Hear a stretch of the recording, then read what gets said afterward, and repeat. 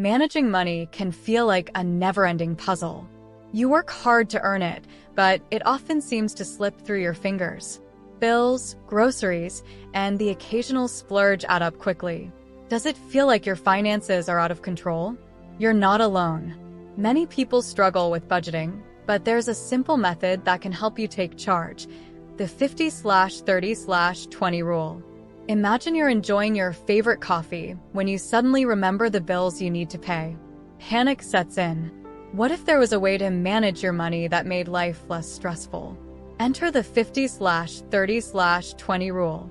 This straightforward budgeting technique divides your income into 3 categories: 50% for needs, 30% for wants, and 20% for savings. It's easy to understand and even easier to follow. In this video, we'll explore the 50/30/20 rule in detail.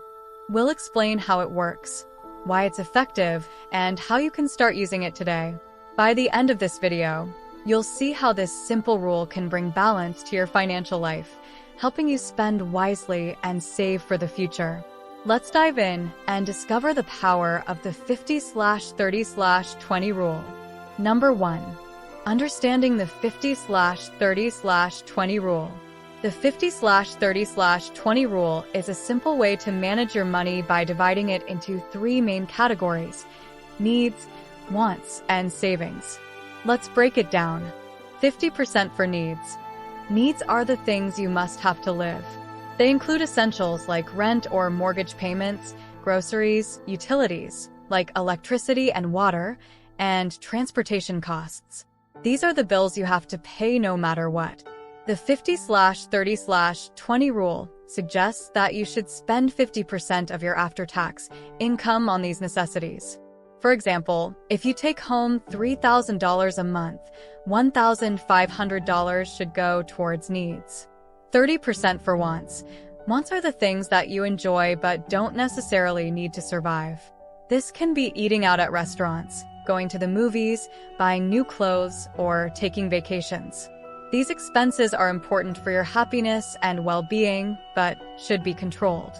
According to the rule, 30% of your income should be used for wants.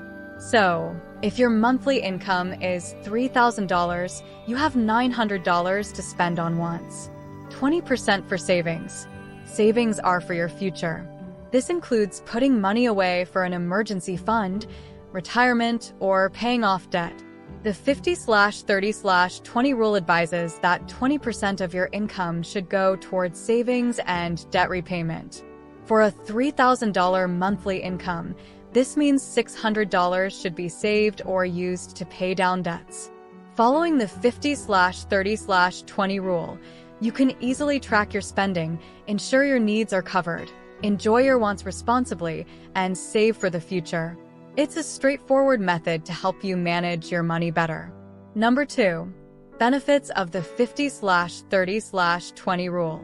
The 50/30/20 rule offers several benefits that can help you manage your money more effectively. Simplicity. One of the biggest advantages of the 50/30/20 rule is its simplicity.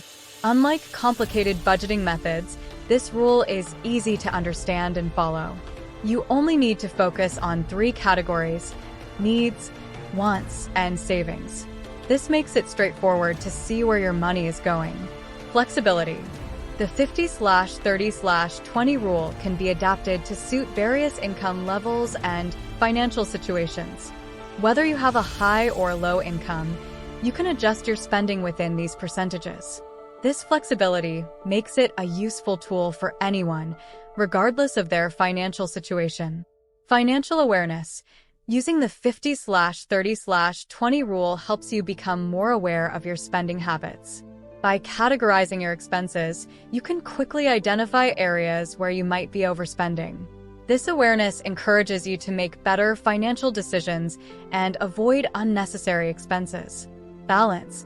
The rule ensures a balanced approach to spending and saving. By allocating 50% of your income to needs, you ensure that your essential expenses are covered. The 30% for wants allows you to enjoy life without feeling deprived. The 20% for savings helps you build a secure financial future. This balance helps you live comfortably while also planning for the future. In summary, the 50/30/20 rule is a simple, flexible, and balanced way to manage your money. It promotes financial awareness and helps you make smarter financial choices, ensuring that both your present and future are taken care of. Number 3. How to implement the 50/30/20 rule. Implementing the 50/30/20 rule is simple if you follow these steps. This method can help you take control of your finances and reach your financial goals. Step 1. Calculate your income first. You need to know your after-tax income. This is the money you take home after taxes and other deductions, like health insurance and retirement contributions, are taken out. If you have a regular paycheck, look at the amount that gets deposited into your bank account. If your income varies each month, like if you're a freelancer or work on commission, average your earnings over the last few months to get a more accurate picture. Step 2. Categorize your expenses next. List all your monthly expenses and categorize them into needs, wants, and savings. Needs. These are the expenses you must pay to live. They include rent or mortgage payments, groceries, utilities like electricity, water, and internet, transportation costs like car payments, gas, or public transit passes, insurance, and minimum debt payments. Needs should take up 50% of your after-tax income. Wants. These are the things that make life enjoyable but are not essential. Wants include dining out, entertainment, like movies and concerts, hobbies, travel, and any other discretionary spending. Wants should make up 30% of your after-tax income. Savings. This category includes contributions to your emergency fund, retirement accounts, investments, and extra debt payments beyond the minimum. Savings should account for 20% of your after-tax income. Step 3. Adjust your spending now. Compare your current spending with the 50/30/20 rule percentages. If you're spending more than 50% of your income on needs, look for ways to cut costs. For example, you could find cheaper housing, reduce utility usage, or use public transportation instead of driving. If your wants exceed 30% of your income, consider cutting back on non-essential purchases, like eating out less often or canceling unused subscriptions. To make sure 20% of your income goes into savings, set up automatic transfers to your savings account or retirement fund. This ensures you're consistently saving money without having to think about it. Tools and resources. There are many tools available to help you stick to the 50/30/20 rule. Budgeting apps like Mint, Inab, You Need a Budget, and Pocket Guard can track your spending and help you categorize your expenses. These apps can also send you alerts when you're close to reaching your spending limits in each category. Common challenges. If you have an inconsistent income, it can be challenging to budget. In this case, base your budget on your average monthly income. Save more during high-income months to cover expenses during lower-income months. For those with high fixed costs, such as expensive rent or loan payments, focus on cutting variable expenses or increasing your income. This might mean taking on a side job or freelancing. This method will help you manage your money better, ensure you cover your needs, enjoy your wants responsibly, and save for the future. With discipline and the right tools, you can take control of your finances and work towards your financial goals. Tips from the experts. Financial advisors often recommend the 50/30/20 rule because it's easy to follow and flexible. They suggest starting with small changes, like cutting back on non-essential spending and gradually increasing savings. They also advise using budgeting tools and apps to track expenses and stay on target. Number 4. Addressing criticisms and misconceptions. The 50/30/20 rule is popular, but it has its critics. Let's address some common criticisms and misconceptions.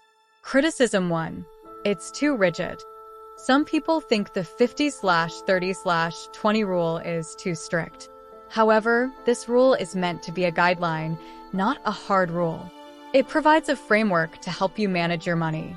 You can adjust the percentages to fit your unique situation. For example, if you have higher needs, you might allocate 60% for needs and adjust the other categories accordingly. Criticism 2. It doesn't work for low-income households. People with lower incomes may find it hard to stick to the rule. If your income is limited, it might be challenging to cover all needs with 50%. In this case, focus on prioritizing essential expenses and finding ways to reduce costs or increase income.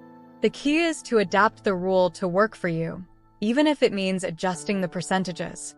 Misconception 1. It's only for people with stable incomes. The rule can work for those with variable incomes too.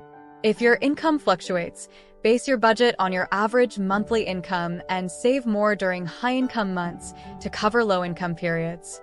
By understanding these points, you can see that the 50/30/20 rule is flexible and can be tailored to fit different financial situations. Managing money doesn't have to be complicated. The 50/30/20 rule is a simple and effective way to take control of your finances. By dividing your after-tax income into 3 categories, 50% for needs, 30% for wants, and 20% for savings, you can ensure that you cover essential expenses, enjoy your life, and save for the future. Remember, the 50/30/20 rule is a guideline to help you manage your money better. It's about making informed choices, living within your means, and planning for a secure future. Give it a try and see how it can transform your financial life. Now, if you want to learn how to achieve financial success, then watch this video next. And if you made it to this point of the video, please like and subscribe to the channel to see more content like this. Thanks for watching, and I'll see you in the next video.